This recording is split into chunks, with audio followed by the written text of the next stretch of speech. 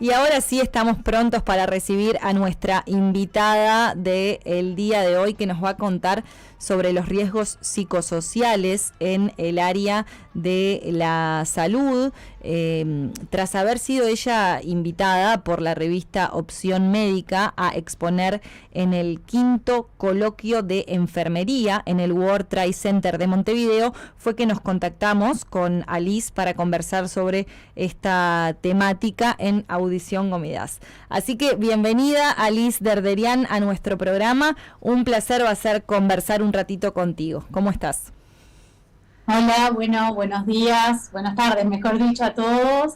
Gracias por la invitación, Romy. Verdaderamente, bueno, armenia toda la vida y participando siempre en actividades del club, en algún momento más activa y en otros no tanto, pero bueno, siempre es un orgullo poder brindar desde lo que uno se fue formando y de lo que uno se dedica, brindarlo también a todo el auditorio que escucha nuestra radio, la Radio Armenia. Así que muchas gracias. Es muy cierto esto de que uno se cruza o se conoce con integrantes de la comunidad frecuentando espacios en común, pero a veces poco sabemos a lo que uno se dedica o lo que uno puede aportar desde el punto de vista profesional, que seguramente en este caso va a ser de interés para todos. Hablamos de riesgos psicosociales, así que para comenzar te queremos preguntar ¿a qué nos referimos con este término? Bien, mira, primero voy a hacer una rapidita introducción, porque hablamos de estos temas y qué son los riesgos en general para luego ir bajando a lo que son los riesgos psicosociales. Perfecto. Nosotros, bueno, todo adulto trabaja y tenemos por un lado el concepto del trabajo y por otro lado el concepto de la salud. La OMS, la Organización Mundial de la Salud, define a la salud como el completo estado de bienestar biopsicosocial, ¿no? Capaz que una frase que muchos conocemos. Y por otro lado tenemos el concepto de trabajo, que la OIT, la Organización Internacional del Trabajo, lo define, bueno, como conjunto de actividades, remuneradas o no, que produce bienes o brinda servicios. Entonces, partiendo de esos dos conceptos, el concepto de trabajo y el concepto de salud, vemos que surgen interacciones entre esos dos conceptos. Por un lado, el trabajo tiene efectos positivos sobre las personas, sobre la salud en este concepto amplio, en la medida que, bueno, primero que nada, obviamente, es el sustento económico con el cual uno puede satisfacer sus necesidades básicas, pero a la vez tenemos otro tipo de beneficios que el trabajo a lo largo de la trayectoria el trabajo va generando la salud, como ser, bueno, satisfacción, relacionamiento, plan de carrera, desarrollo y demás. Sin embargo, el trabajo también tiene elementos que repercuten en la salud, no de forma positiva, sino de manera perjudicial. Y es a eso a lo que nos referimos cuando hablamos de riesgos. Nosotros probablemente todos cuando pensemos en riesgos, pensamos en tareas en las cuales estas temáticas han sido desarrolladas desde hace mucho tiempo, como bueno, a ver, ¿qué riesgo de trabajo puede perjudicar a la salud? Bueno, pienso quizás lo primero que se me ocurre es la construcción, donde bueno, un riesgo de caída puede a través del trabajo tener una repercusión en la salud. Pero bueno, tenemos muchos tipos de riesgos. Los riesgos físicos, esto hablamos de, bueno, de la gente que trabaja a altas temperaturas o bajas temperaturas, la humedad, piensen en el trabajo de las minas, las radiaciones ionizantes a todas las personas que trabajan con rayos, los riesgos químicos, todo lo vinculado a lo que tienen que ver las sustancias químicas, como la gente que trabaja en los laboratorios, los riesgos biológicos, que están muy presentes en el sector salud, y vaya si estuvieron durante la pandemia, los riesgos ergonómicos, todo lo que tiene que ver con lesiones musculoesqueléticas, pero también están los riesgos psicosociales, que son riesgos a los que le llamamos invisibles, porque como todo tema de salud mental, no se ve. Si vos te caíste en tu trabajo a través de un riesgo, ¿no? Por estar expuesto a un riesgo y te quebraste una pierna, a nadie le cabe duda que tenés una pierna quebrada porque en el trabajo te caíste. Pero en cambio, ¿qué pasa con los riesgos psicosociales? ¿Cómo se producen y qué consecuencias puede tener en las personas? ¿Por qué es tan importante atenderlos en esto de la invisibilidad? Y son más difíciles de identificar también, ¿no? Exactamente, difíciles de identificar, difíciles de comprender y muchas veces generan mucha estigmatización. porque en esto de no poderlo comprobar Claro. a primera vista y tener que, bueno, ir a aplicar algún test o tener una indicación médica, también muchas veces genera mucha repulsión en poder decir, bueno, yo estoy sufriendo este riesgo. Entonces, bueno, ¿cómo definimos, entrándonos específicamente a los riesgos psicosociales? Como interacciones que ocurren primero entre, bueno, todo lo que tiene que ver con el trabajo, las condiciones en que se desarrolla el trabajo, el medio ambiente del trabajo, la satisfacción laboral y la forma en que esa tarea está organizada. Y por otro lado, las características de la persona, del trabajador, qué capacidades tiene, qué cultura, cómo está en su vida personal. Entonces, en esa interacción van a ocurrir cosas. Si yo tengo un trabajo en donde se me sobreexige, donde no me da el tiempo para llevar a cabo todas las tareas, y encima las posibilidades que yo tengo de controlar ese trabajo y de manejarlo son bajas, voy a tener mayor riesgo de producir, de desarrollar enfermedades relacionadas de la esfera de la salud mental provocadas por estos riesgos que le llamamos psicosociales. Entonces, bueno, tenemos en primer lugar, como la vedette de los riesgos psicosociales, que todos sabemos, el estrés. Pero si bien el estrés está como, bueno, ¿quién no conoce a alguien que esté estresado? Tiene determinados componentes que desmenuzándolos y yendo al origen y a la prevención, que es a lo que nosotros trabajamos, esos riesgos pueden ir minimizándose y que el estrés, bueno, pueda tener en un día aislado, pero no llegar a cronificarse y a desarrollar una patología.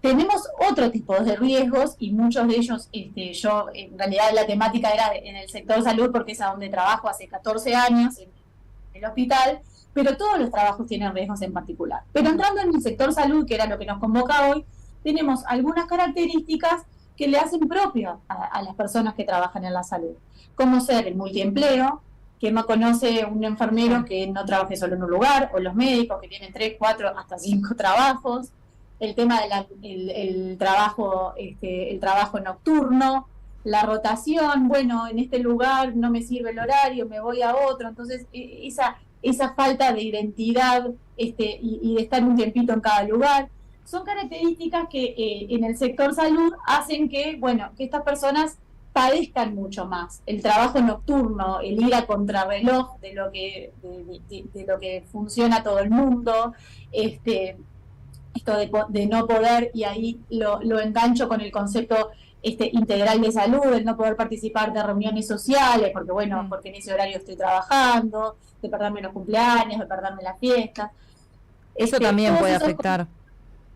¿Cómo, perdón? Eso también puede afectar, digamos que, bueno, quizás son decisiones que uno sabe de antemano, quizás cuando elige o le toca elegir determinado horario, determinado trabajo, pero que a largo plazo también pueden causar efectos negativos en el trabajador.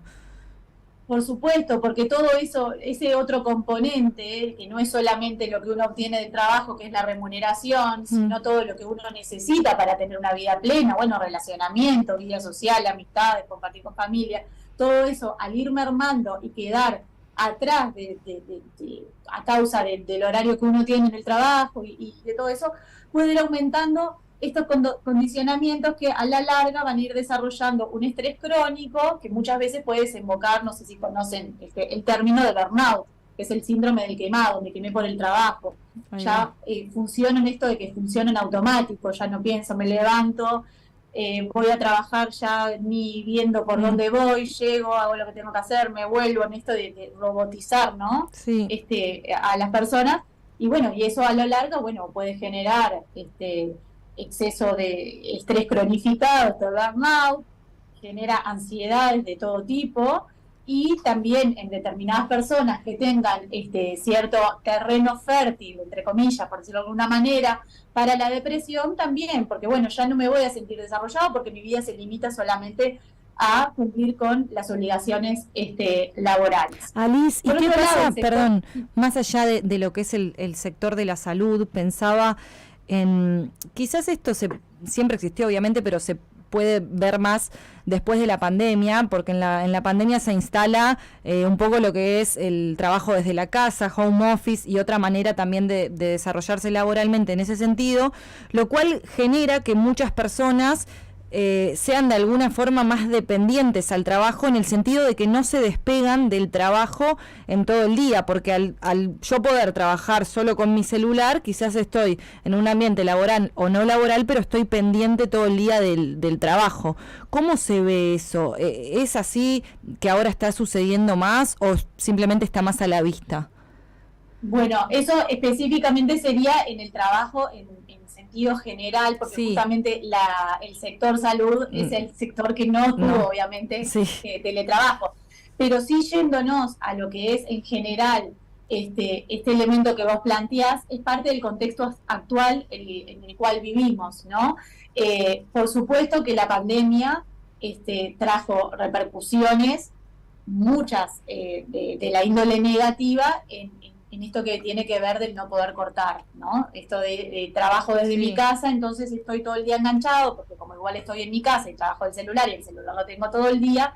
Sin embargo, esto es muy nocivo para las personas. De hecho, yo con una amiga colega en la pandemia brindamos un taller, obviamente por Zoom, sobre en ese momento le llamamos trabajo remoto, pero bueno, home office o teletrabajo, en el cual identificamos ciertos factores de riesgo, entre los cuales está lo que vos mencionás, Romy, de esto del no poder cortar.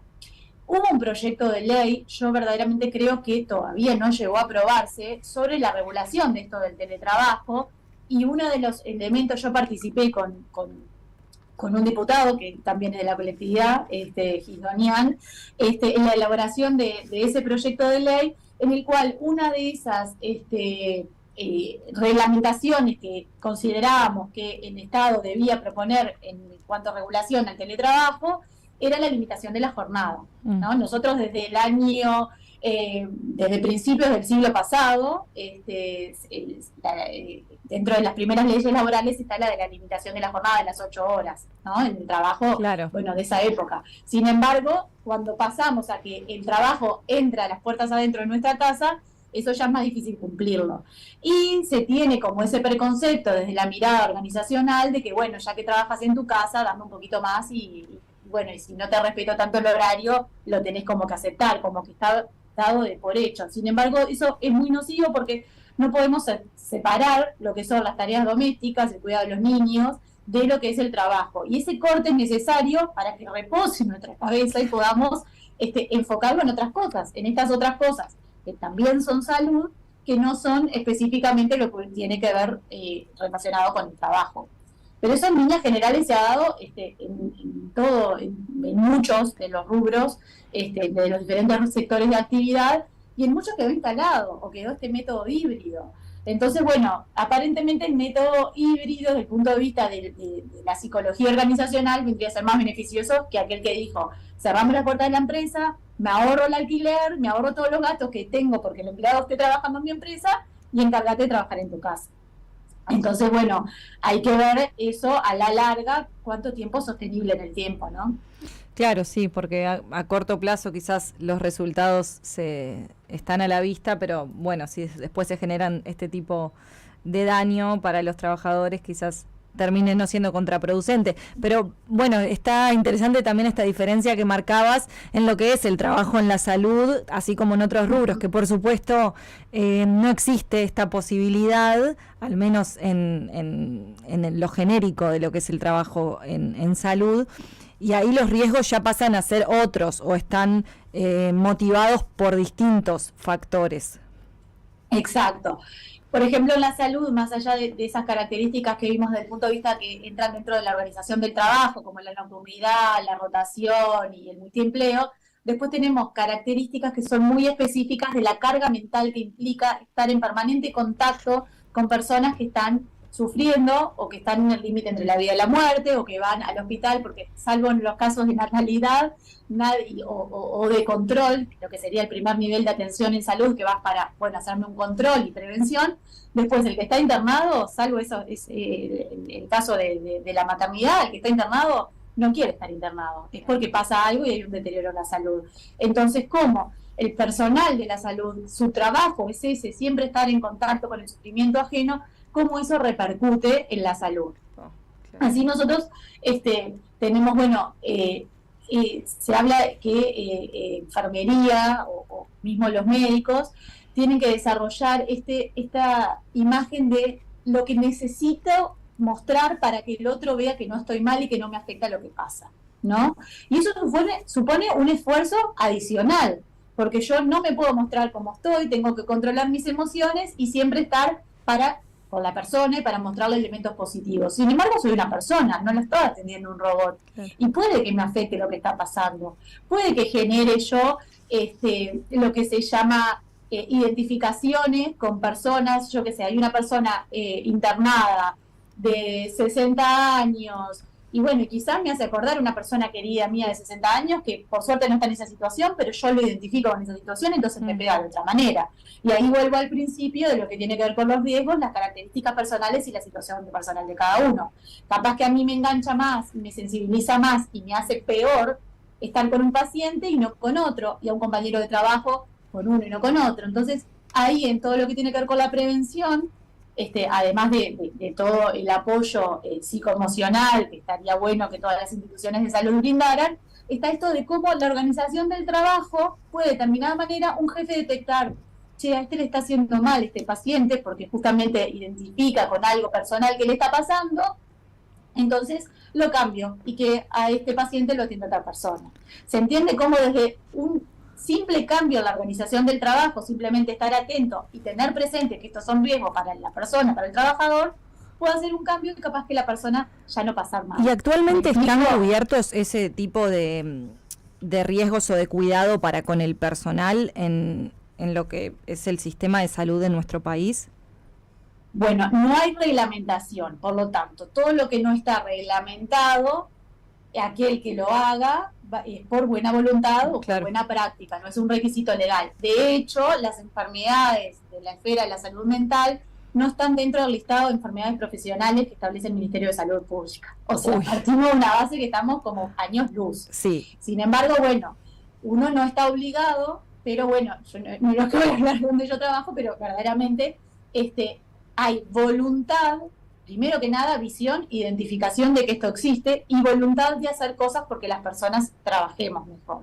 Entonces, hay determinados sectores, como son las áreas cerradas, ¿no? Las año natal, CP pediátrico, UCI, unidad de cuidados intensivos, el bloque quirúrgico, que tienen, al ser áreas cerradas, cuando decimos áreas cerradas son personas que las 6 horas de la jornada, por ejemplo, de enfermería, no salen del sector, comen en el sector, todo, no se pueden salir y sacar el uniforme, tienen como características más propias y con pacientes con mayor problemática. Entonces a esas personas les brindamos contención psicoemocional con un equipo de psicólogos en donde, bueno, pueden ir y no es una terapia de grupo ni mucho menos, pero sí a través de si bien tenemos la estructura de lo que son las instancias, las personas llevar sus demandas.